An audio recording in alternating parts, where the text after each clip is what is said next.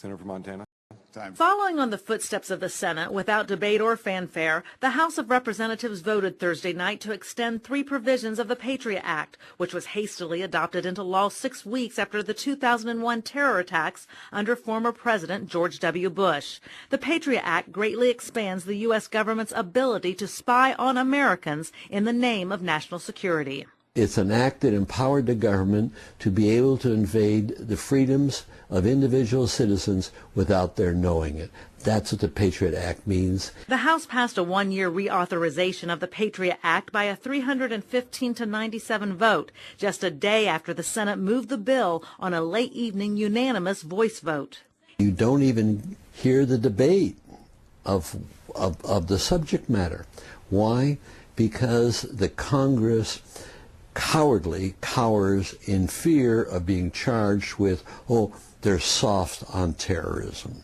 In an interview with Politico, Senator Joe Lieberman, chairman of the Committee on Homeland Security, said about the votes, in the end, it became non-controversial. There was growing concern about increase on pace of attacks on the homeland. And frankly, I think the Patriot Act got a bad name under the Bush administration.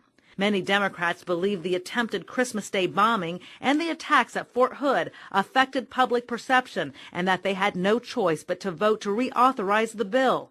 Meanwhile, Republicans are shouting victory. The 3 provisions extended by Congress in the Patriot Act include court-approved roving wiretaps that permit surveillance on multiple phones, court-approved seizure of property and records in anti-terrorism operations, and a provision that permits surveillance against a so-called lone wolf, a non-U.S. citizen suspected of engaging in terrorism who may or may not be part of a recognized terrorist group.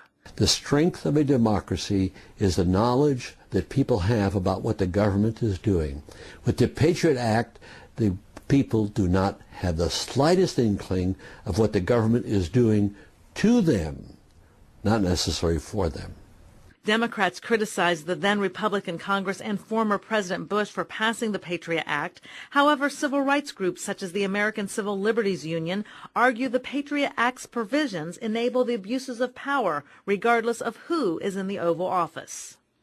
Just as quietly as Congress passed the bills renewing the provisions in the Patriot Act, President Obama signed them into law Saturday. For PressTV, Rhonda Pence.